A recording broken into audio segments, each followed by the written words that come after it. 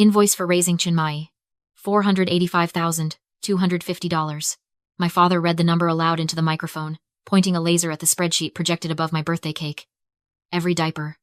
Every meal. Every cent we wasted on you. It's time to pay up. Before I could even process the math, my mother ripped my framed university degree off the wall and smashed it on the floor. Then my sister, Ashley, shoved a camera in my face and sneered. Dad just transferred your car title to me. We're repossessing company property from the family leech. Before I tell you exactly what I did with that red pen in my pocket, drop a comment and let me know where you're listening from and what time it is for you right now. I'd love to know who's part of our community. I didn't cry. I didn't scream. I didn't beg. Those are the reactions of a daughter. And I realized in that moment that I wasn't a daughter anymore. I was an auditor at a crime scene. My name is Chinmai, and I am 29 years old. I work as a corporate restructuring specialist. My job isn't just about math. It is about autopsy. I walk into dying, corrupt companies, strip away the rot, fire the toxic leadership, and salvage what's valuable. I spend my days staring down CEOs who think they can bully me into ignoring their embezzlement. My parents thought they were humiliating a helpless nurse or a struggling artist. They didn't realize they were trying to intimidate a woman who dismantles empires for a living. The room was waiting for my breakdown. Kenneth's smirk was wide and greasy, the look of a man who thinks he holds all the cards. Ashley was zooming in on my face, desperate for a tear she could monetize. But they misunderstood the situation entirely. In my line of work, we have a rule, the trap of silence. When a corrupt executive starts bragging about his power, you never interrupt him. You never argue. You let him speak. You let him document his own arrogance. Silence isn't submission. It is data collection. Kenneth wasn't just insulting me. He was projecting a detailed list of financial expenditures that far exceeded the poverty-level income he had reported to the Internal Revenue Service for the last 30 years. He wasn't handing me a bill. He was handing me a confession. I reached into my blazer pocket and pulled out my red pen, the one I used to mark assets for liquidation. The sound of the cap clicking off echoed in the silent room. I walked calmly to the table where the printed invoice lay. Kenneth's smile faltered for a fraction of a second. He expected me to rip it up. Instead, I smoothed the paper out. In bold red strokes, I wrote across the bottom, "Received," and "Acknowledged." I signed my name with a flourish. "Thank you, Dad," I said, my voice projecting clearly to the back of the room. To his business partners, to the neighbors, to the live stream. I have been waiting for you to provide proof of this income for 5 years. This fills in all the gaps. I picked up the document, folded it neatly, and placed it in my pocket. Then I turned to Ashley. She was still holding my car keys, looking confused, like a dog that caught a car and didn't know how to drive it. "Keep it," I said. "The maintenance costs are due next week. And Ashley, make sure you spell my name right in the caption." I turned and walked out the front door.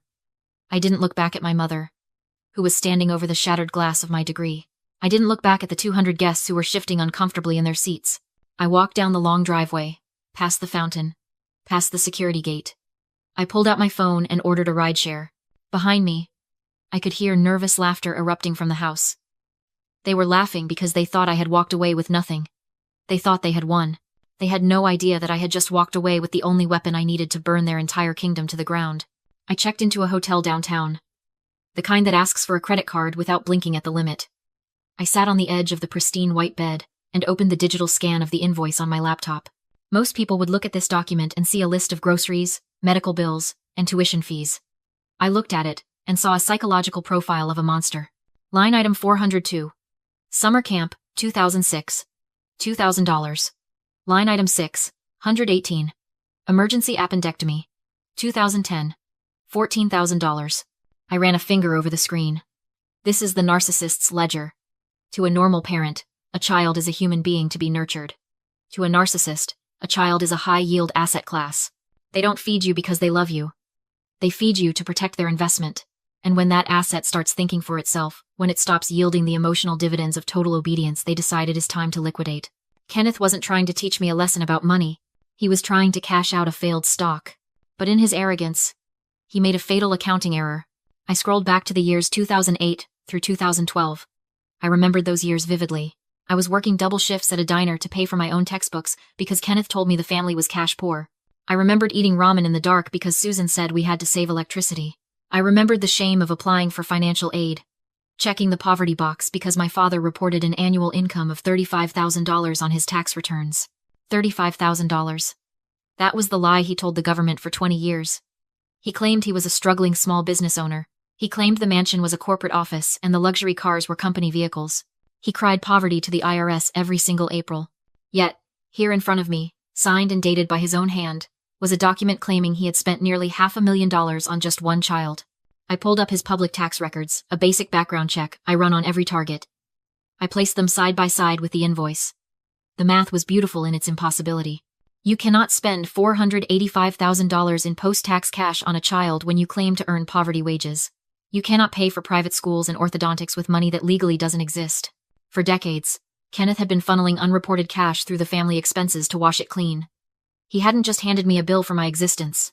He had handed me a roadmap of his tax evasion. I felt a cold, hard smile touch my lips. They thought I was crying in a motel room, mourning the loss of my family. They didn't realize I wasn't mourning. I was auditing. I wasn't an ungrateful daughter anymore. I was a whistleblower with a smoking gun. I picked up my phone and dialed the one person who would understand the beauty of this discrepancy. It wasn't a therapist. It was my mentor. A man who spent 30 years hunting tax cheats for the federal government. "Hello?" His voice rasped. "It's Chinmayi," I said. "I have a case. And the numbers don't add up." I stayed in the hotel room for 3 days. To an outsider, it might have looked like hiding. To me, it was a strategic pause. I needed to see if they would de-escalate. I needed to see if there was a single shred of humanity left in the Dixon bloodline. There wasn't. My phone didn't ring with apologies. It vibrated with threats. The escalation was coordinated, relentless, and suffocating. First came the text from Kenneth. He didn't write like a father. He wrote like a loan shark. "Since you signed the invoice, received and acknowledged, you have legally accepted the debt. Payment is due in 30 days. If funds are not transferred, we will garnish your wages. Do not test me, Chinmayi." I stared at the screen. He genuinely believed he had trapped me.